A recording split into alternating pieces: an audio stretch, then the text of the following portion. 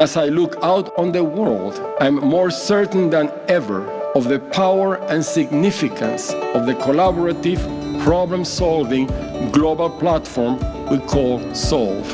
Education Modified is a research-based solution to provide teachers with technology to address all the special needs in their class with research-based content and workflow tools. At Augmentex, we're using augmented reality to deliver more standardized, high-quality rehab therapy. Refactor is an online platform to develop tech and human skills. It is designed to help individuals and organizations succeed in the workplace of the future. Solve is an initiative of MIT, and its mission is to solve world challenges. How do we do that?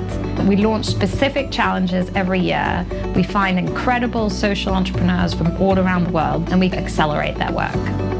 The way MIT convenes all these minds from every different corner, whether it's Yo-Yo Ma in arts and culture or neuroscientists, that give you just such different perspectives. Whether it's with an NGO, private sector, or government and legislation, this idea of partnership, I think, is one of the singular advantages that Solve has. Solve is creating a marketplace for social impact innovators. It's really about the community, and it's really about you making this happen as much as us. The Solve community has really advanced our work in providing support at a variety of levels, particularly with technology, mentorship, and advice. Thanks to MIT Solve, we are able to develop a compelling product vision. Solve has helped us amplify our impact. Everybody should have a place at the problem-solving table. Hi everyone, I'm Alex Samuel, Executive Director of MIT Solve. Solve is a marketplace for social impact innovation, and our mission is to drive innovation to solve world challenges. This has been a year of great challenges, as we face the devastating loss of life and uncertainty from COVID-19, education disrupted for children everywhere, and a slew of job losses that are affecting women and people of color in particular. Here in the US, we continue to witness the cruelty and injustice of centuries of systemic racism. Yet, around the world, we have seen people rise up to give their time and their resources to help each other. Health workers, parents, teachers, caregivers, activists, innovators, foundations, corporations, and more. People everywhere have found resolve and even inspiration in this crisis. Nowhere have we seen that more clearly than in our Solver teams. These social entrepreneurs have pivoted to address the effects of the pandemic, all the while weathering a tough economic environment and tragedy in their own communities. Our 2020 Solver class has never met in person, but they are bonded together across WhatsApp groups, Zoom meetups, and their commitment to build partnerships to solve the world's most urgent challenges. I'm so glad that you will all have a chance to connect with them today and discover their solutions firsthand here at Solver MIT. Over the next 2 days, we will celebrate our 2020 Solver class and the partnerships formed across our community.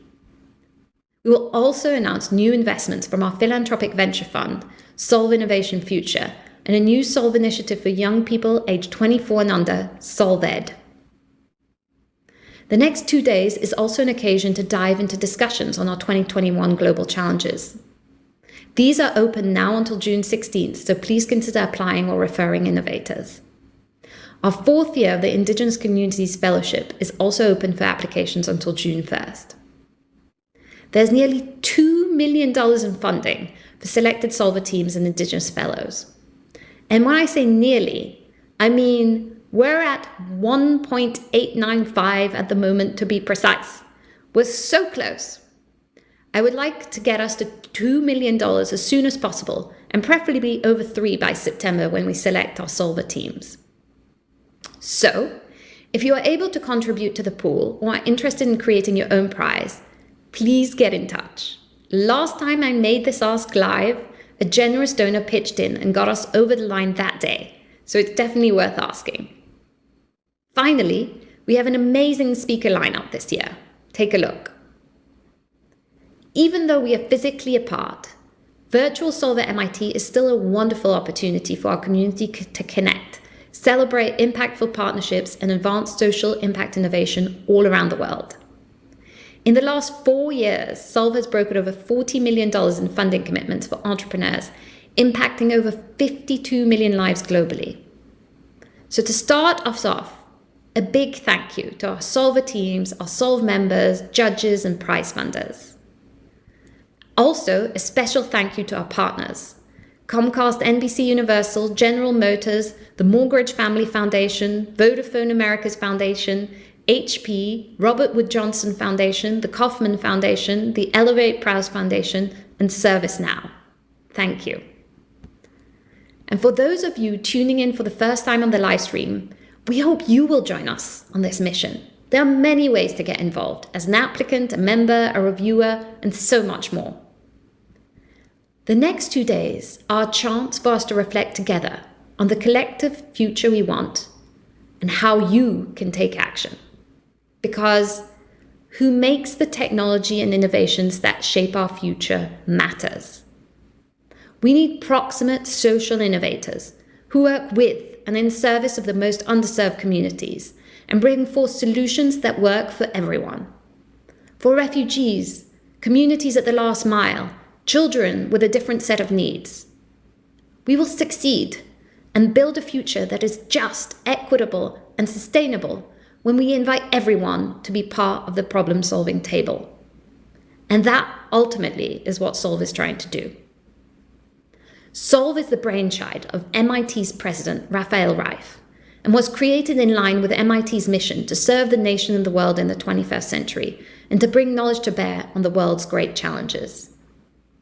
We are so thankful for President Reif's support for our work to bring MIT's resources, expertise, and convening power to innovators everywhere. We are honored that he is joining us at Solve at MIT today. Following President Reif's opening remarks, we will welcome an opening panel looking at how to create a sustainable food system in Africa. I'm sure you are all as excited as I am to get started, so please welcome President Rafael Reif to the Solve at MIT stage. Hello, I'm Rafael Reif, MIT's president, and I'm delighted to welcome you to the 2021 Virtual Solve at MIT. As we gather today, it's impossible to ignore that we're living in a time of crisis. As if a global pandemic were not enough on its own, countries across the world are experiencing devastating social and economic effects. Here in the US, tension and division over continuing racial injustice have created an atmosphere of heightened anxiety and civil unrest. But crisis can also drive innovation. And since the pandemic began, we have seen a flourishing of innovation across MIT. Our faculty and students shifted from in-person to remote education almost overnight, transforming the experiences of teaching and learning. Our researchers focused their energy and ingenuity on developing COVID-19 diagnostics and therapies. Our staff reinvented their workdays, collaborating on Zoom to reach aggressive goals together. And the Institute adopted new habits, routines, and practices to keep our community productive and safe. Of course, the pandemic still requires our utmost attention. But as Solve at MIT reminds us, the world urgently needs action in a host of other areas, like health security, equitable learning, resilient ecosystems, digital inclusion, and anti-racist technology. This is where Solve comes in. Solve connects innovators with the best ideas to leaders from across sectors who support them with funding, connections, and other resources to help them grow and scale their solutions. With 165 Solver teams working across 70 countries, Solve has built a large network of global problem solvers with an incredibly wide range of backgrounds and talents. Especially in this time of crisis, I'm grateful to the Solve community for their dedication to advancing bold solutions that offer hope to millions of people around the world. And to our Solver teams, thank you for your vision, passion, and tenacity, and congratulations on your meaningful work. This year's virtual Solve at MIT will offer you opportunities to build stronger networks, find new partnerships, and I hope emerge with a renewed sense of optimism about our shared future.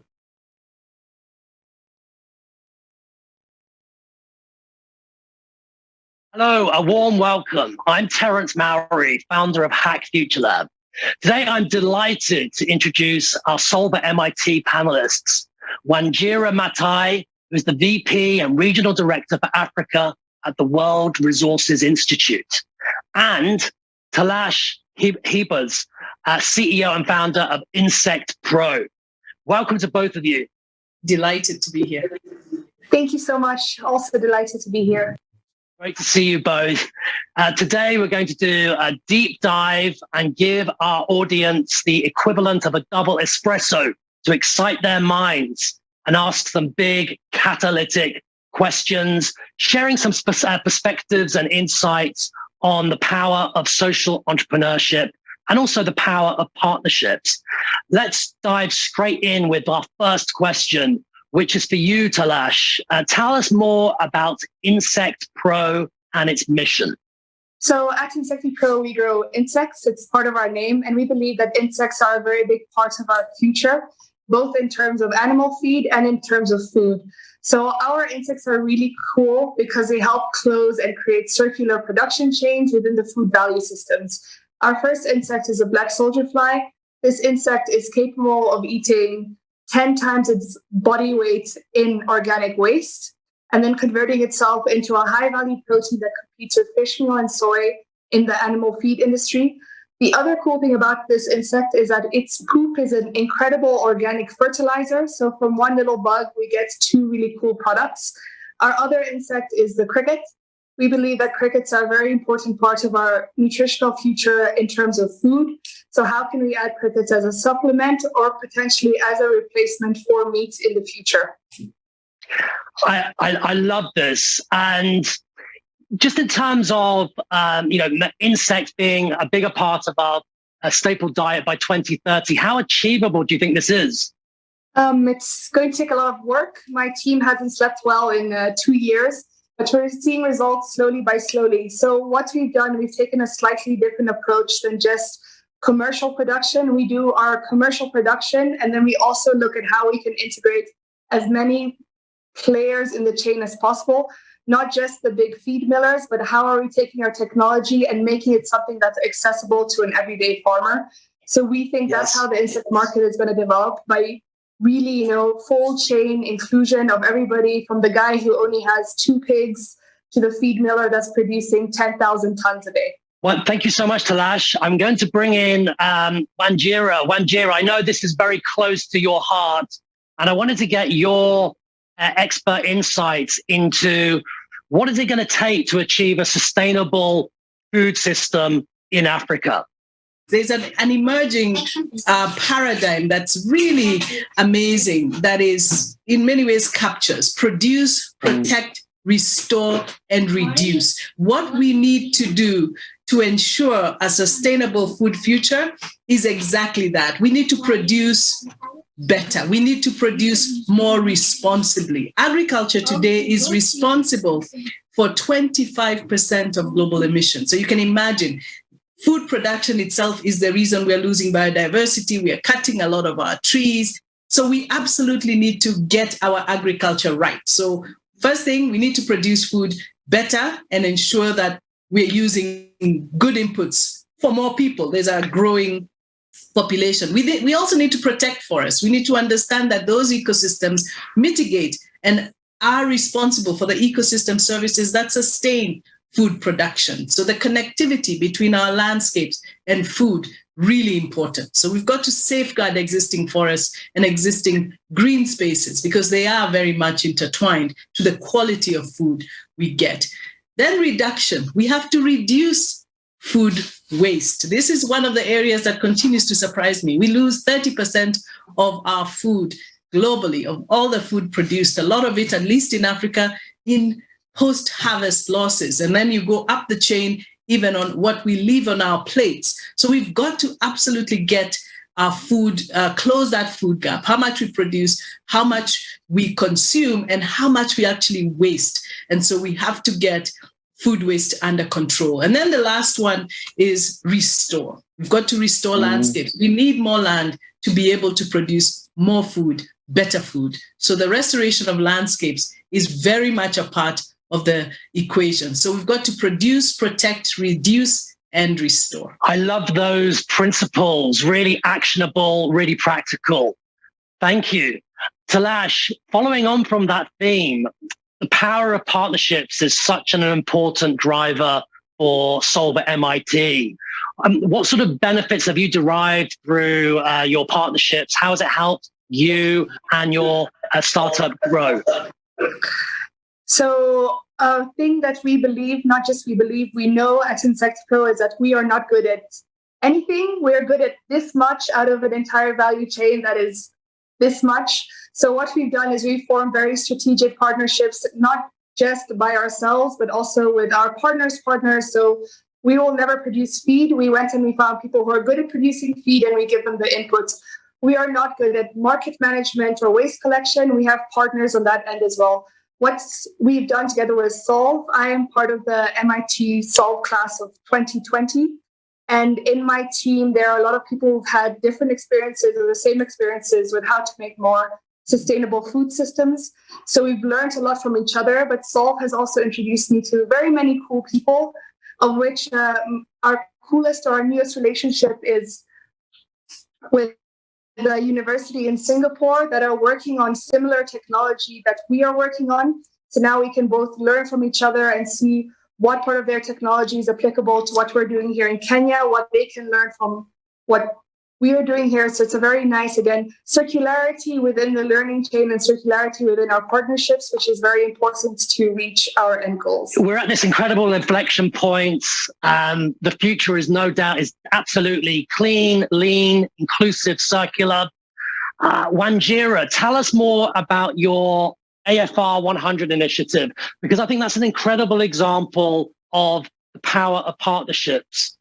Absolutely, Terence. And the sort of partnerships that Talash was talking about, critically important as well. And then you have these partnerships that are international in their scale. The partnership that AFR 100 represents is an Africa-wide, country-led initiative to restore 100 million hectares of land by 2030. This is Africa's response to the global ambitious challenge of deforestation around the world and the reality that forests represent and landscapes represent such an important carbon sink. So we have AFR 100 targeting 100 million hectares by 2030. And this is 2017 when a lot of the commitments were being made. Today we have 128 million hectares committed by African states. And this is going to be different countries making small commitments to deliver restoration at scale. The big challenge in this partnership is heads of state can make these commitments at their level, but they can't deliver and implement them. They have to be implemented at the grassroots level. They have to be implemented at the national level. They have to be implemented by private sector, public sector partnerships. So this is going to take for the success of AFR 100 will be the example of public-private partnerships at their best. I want to also mention one of the most important partners who often gets lost in all the discussions, and those are the implementers at the very boots where the work has to happen, where the restoration happens, where the soil meets the roots. That's exactly where those partners to the head of state all need to be integrated in this partnership. So very ambitious initiative, but definitely one that's gaining a lot of steam.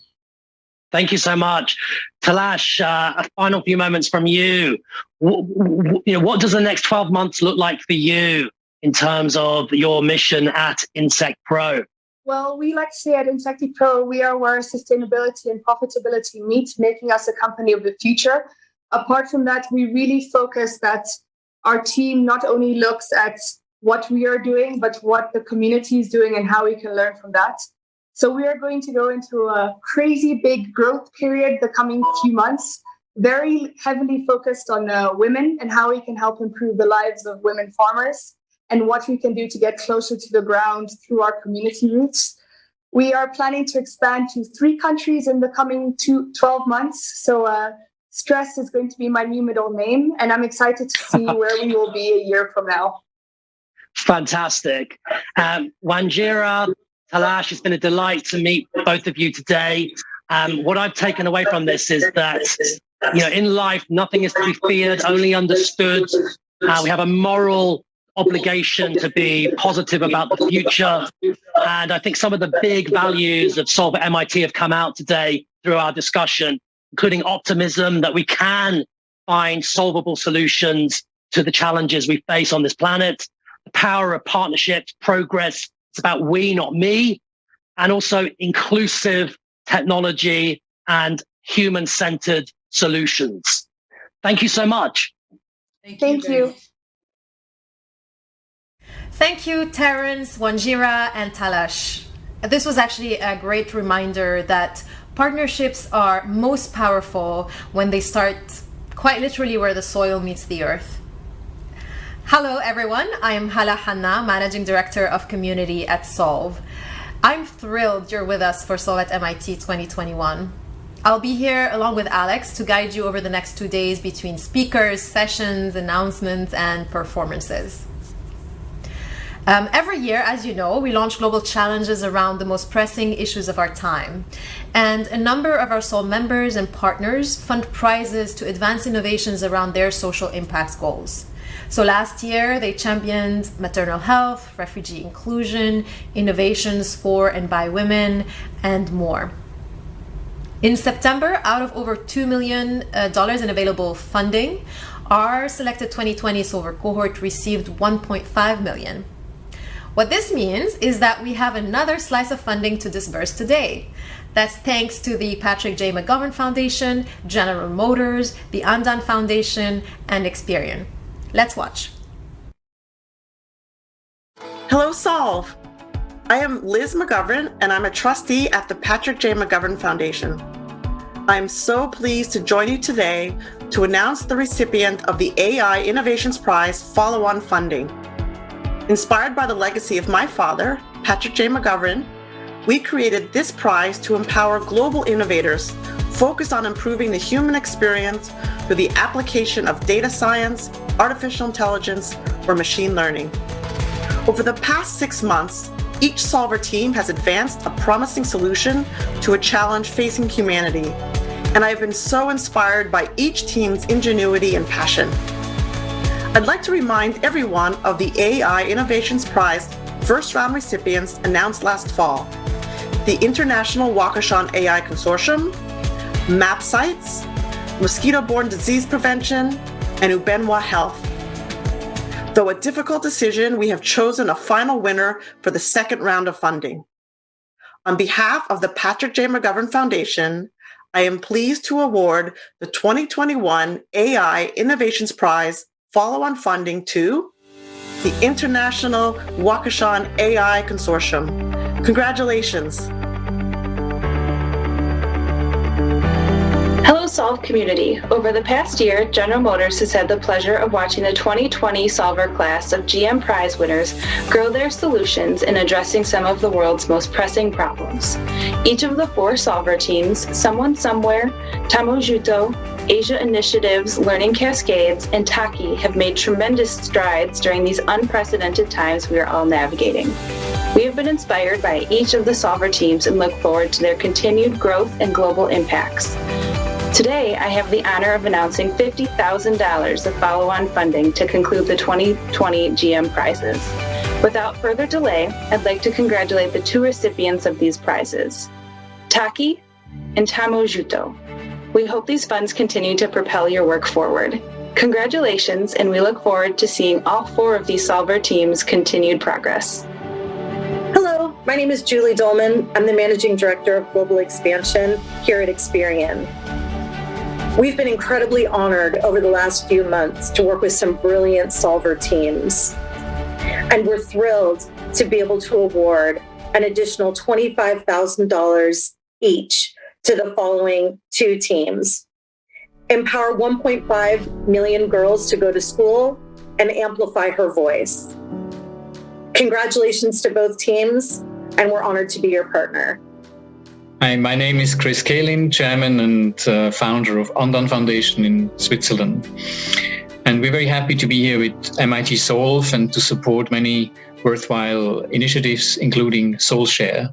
Follow-on funding goes to SoulShare. Congratulations.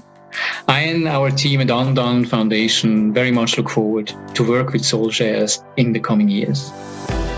When you were selected as Solver teams last year, you all got awarded prizes that made you eligible to receive follow-on funding. And you are all here today right now because you have been selected to receive follow-on funding. Yay! That's amazing. That's a nice surprise. Oh my God. That's amazing. This is all a testimony to the work that you have all been doing just in this span of 9 very difficult, pandemic-ridden months. You've inspired us, you've impressed the prize funders, and they wanted to double their faith in you with this follow-on funding. So the thanks and the applause are all for you. Thank you so much to all of our Solver teams and fellows for all of the work that you do. Now I'm going to go into an in-depth conversation with 2020 Indigenous Communities Fellow Michael Running-Wolf from the International Wakashan AI Consortium. Michael, thank you for staying with us. Okay, let me first say huge congratulations. You just learned that you'll be receiving $100,000 in follow-on funding from the Patrick J. McGovern Foundation. Yeah, how are you feeling? Astounded. This is unexpected, but of course I'm very grateful, and it allows us to continue our work. And I feel validated. We've been working on this for a while and under minimal support. Of course, the support of MIT Solve, but prior to MIT Solve, it has been a work of love, unpaid. This is amazing. Being able to enables us to plan forward, be able to establish bridges and think of the future more long-term rather than the day-to-day funding scramble. Well, that's all thanks to the incredible work that you've done in just 9 months for how long that we've known you. And before we go on, I really want to make sure everyone knows about the incredible work that you do with the International Wakashan AI Consortium. So tell us a bit about that. Yeah, so I'll try to be as brief as possible. So I'm going to skip over some details, but basically we were formed with the express interest of building voice AI for indigenous languages of North America. And languages in North America are polysynthetic. And what that means is that they don't have discrete atomic words like English. And so, for example, you just have a red car in English. But in these polysynthetic languages, which dominate most languages in North America, the indigenous languages, they have infinite amount of words. You can recombine ideas, which are called morphemes. And so when you combine a morpheme with other morphemes, they modify each other and create a whole new word. And what this means is that we have dictionaries that are infinite in size. So there are as many words as there are stars in the sky. And this poses particular technological problems for automatic speech recognition. And this is in addition to other issues with indigenous communities. They're underfunded, low resources. Or when I say low resources, everything, like the tribes you're working with in the United States, their internet gets blown out if the wind blows too much, and they're on the coast, the coast, the most western part of the lower 48, the Wakashan, every time it's windy out there. So it's basically it's a weekly thing where they just constantly can expect that the internet and electricity will go out. And these are the things that we want to address. And so our goal is to build, our vision statement is to build immersive voice AI technology that is useful on the tribe. So it's offline, low tech, and easy to use, and also deals with a big problem in indigenous automatic speech recognition, which is very sparse data sets. And we've been working toward that problem. We've made some small but very significant advances leading up to today, and which gives us hope that we can continue this innovation. Well, that I'm I'm so glad your work is out there, just preserving that incredible richness. So, and I know it's only been a few minutes, but I also know you're someone who's always thinking ahead. So while it's settling in, how do you think this new funding will change? You know, what are your exciting plans for the year ahead, and how does that change with the funding?